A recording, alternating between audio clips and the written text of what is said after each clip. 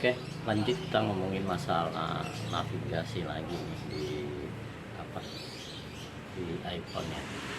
Eh, Pertama-tama yaitu masalah tombol navigasi yang di bawah itu kan kalau biasa di Android kan ada tiga, tombol back, tombol home, sama tombol aplikasi. Nah, kalau di iPhone ini nggak ada seperti itu, hanya ada tombol swipe untuk kembali ke home. Jadi tombol backnya gimana? Akhirnya pertama-tama agak ribet nyari tombol back, akhirnya ketemu juga, ternyata tombol backnya ada di atas, sebelah kiri atas, di posisi ini sebelah sini nih ya, kiri atas. Nah, karena posisinya itu kiri atas, jadi agak susah juga kadang-kadang kan harus pakai dua tangan gitu, apa-apa buka tombol backnya kita harus pakai dua tangan juga gitu. Tapi sebenarnya ternyata ada satu cara lagi, itu nanti bisa diturunin tuh. Dari sini kita tekan ke bawah, dia akan turun ya, akan turun aplikasinya. Misalnya saya buka nih, saya kan juga baca berita ya, juga saya masuk ke sini nih, ke berita, oke. Buat backnya kan di sini, di atas ini, oke. Nah, caranya supaya dia, bentar saya balik dulu ini. Jadi saya swipe bawah ini supaya bisa terjangkau oleh tangan saya. Jadi dia posisinya sekarang di sini, tombol backnya di setengah badannya dia kan. Ya gitulah, kan agak ribet juga sih kalau udah terbiasa pakai Android, tiba-tiba harus kayak begini, pakai di swipe baru ditekan tombol backnya, atau harus lewat tangan gitu kan. Kemudian kan kalau kita ke kemana, ke mall gitu kan, harus ada harus mindai atau QR reading buat aplikasi Peduli Lindungi. Nah, itu pertama saya juga bingung tuh nyarinya kemana. Ternyata di pusat kontrolnya itu kita bisa menambahkan fiturnya. Jadi fiturnya QR reading akhirnya saya tambahkan di sini, bisa buat QR reading. Terus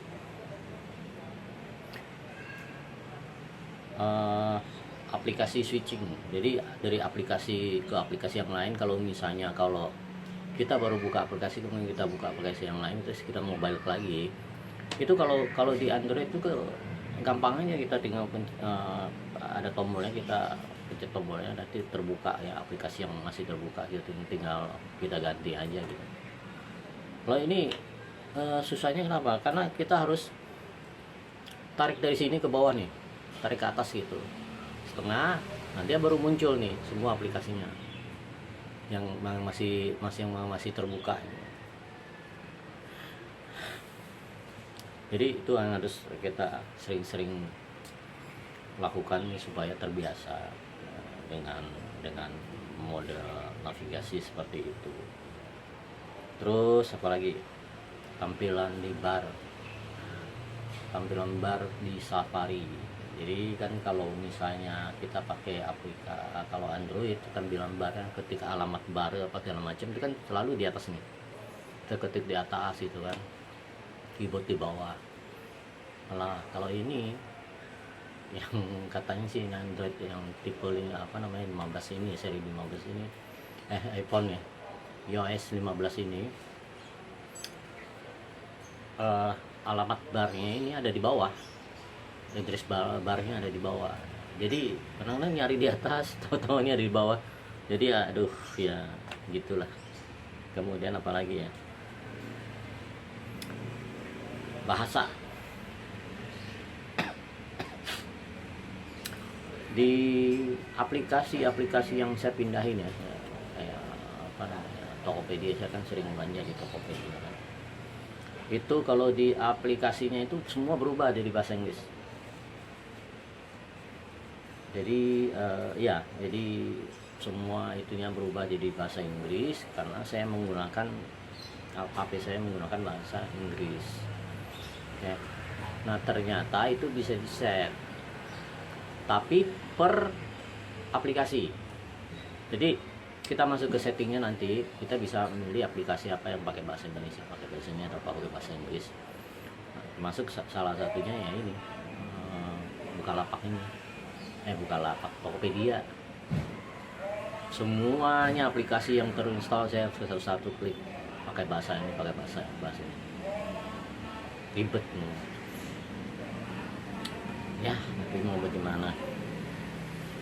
Terus apa lagi ya? Via rating, semua aplikasi rating.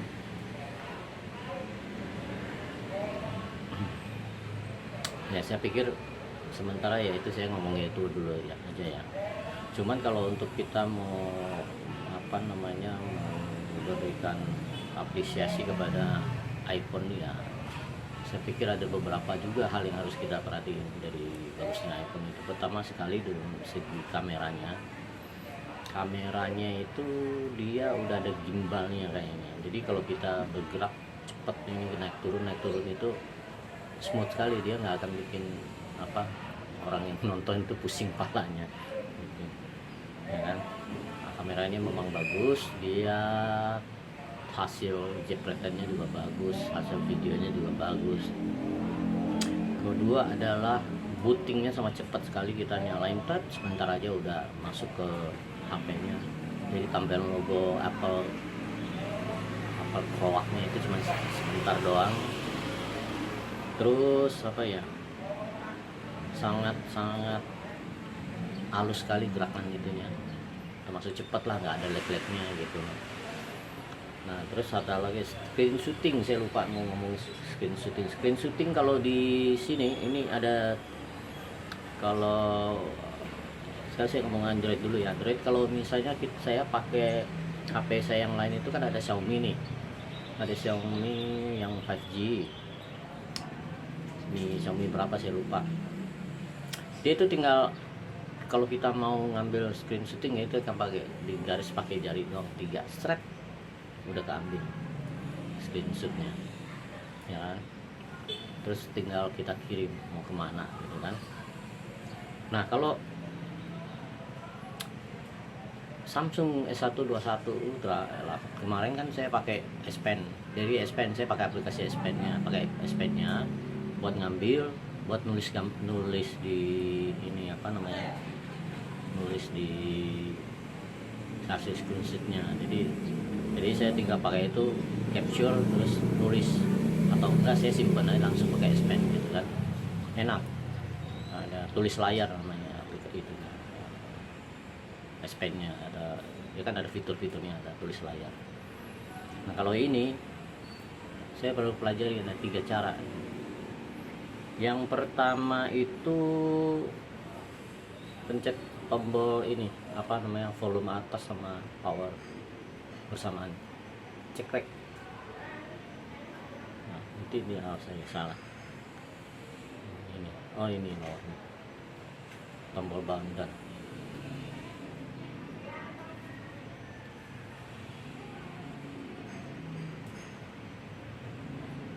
Jadi seperti ini, tombol ini. Nah atas, volume atas sama tombol power ini kabel kan. Nah, yang kedua kita memunculkan fitur namanya Assistive Touch kalau nggak salah ya, accessibility. Kemudian di sini ada voice origin display touch. Oke. Assistive touch. Kalau kita memunculkan assistive touch ini ya,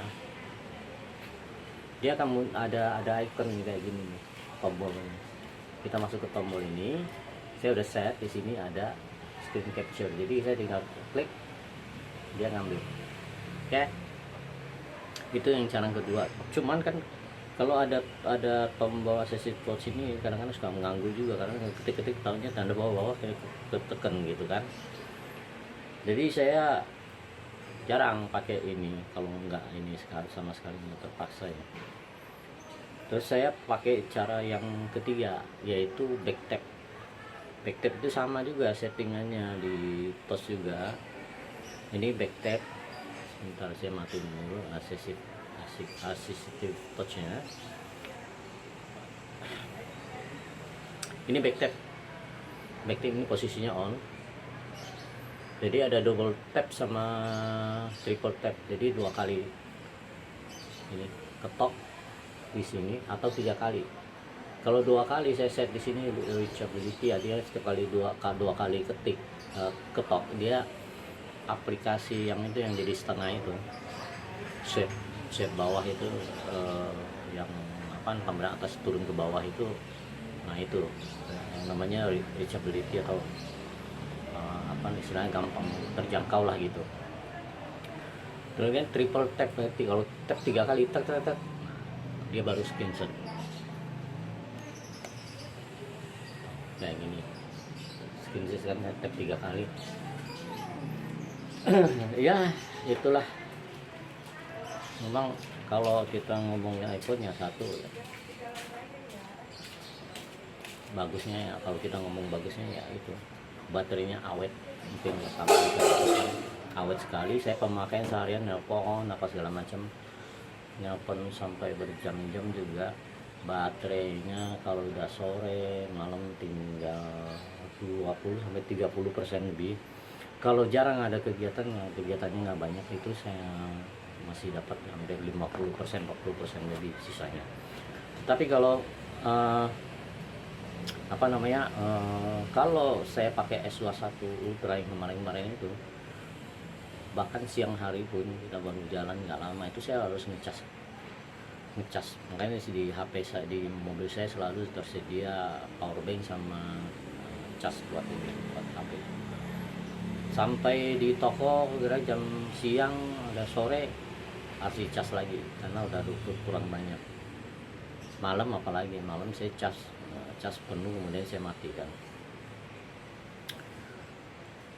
Kalau untuk iPhone awet banget, sangat awet. Nah, itu yang pertama. Yang kedua itu sangat smooth, dia artinya pergerakannya cepat sekali, scroll ininya ya, berkat itulah katanya frame rate-nya yang tinggi sekali, 120 GHz ya, 120 Hz apa juga katanya, 120 Hz katanya kayak. Jadi gerakannya sangat cepat, sangat smooth gitu kan, nggak gampang nge-lag, bootingnya juga sangat cepat. Jadi mungkin pada prosesornya bagus, karena ini mah HP mahal. Aduh, saya karena penasarannya makanya saya beli, saya coba pakai. Kalau enggak mah aduh ngapain. Saya pikir S21 Ultra juga udah cukup bagus loh. Saya kasih ke anak saya, dia bilang kameranya mantep. Kalau segi kamera ya memang iPhone bagus, cuman kan kalau di bidang compare ke S21 Ultra ya saya pikir sama aja sih. Bahkan di S21 Ultra itu kalau telenya kita bisa dapat 100 kali, bisa ngambil 100 kali. Kemudian dia ada namanya aplikasi Pro buat profesional fotografi.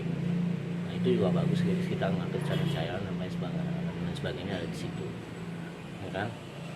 Kalau di iPhone, nah yang paling saya senang kalau untuk fotografinya adalah kalau kita deketin dia langsung ngambil micro, jadi langsung ngambil detailnya ini, dan saya senang yang seperti itu.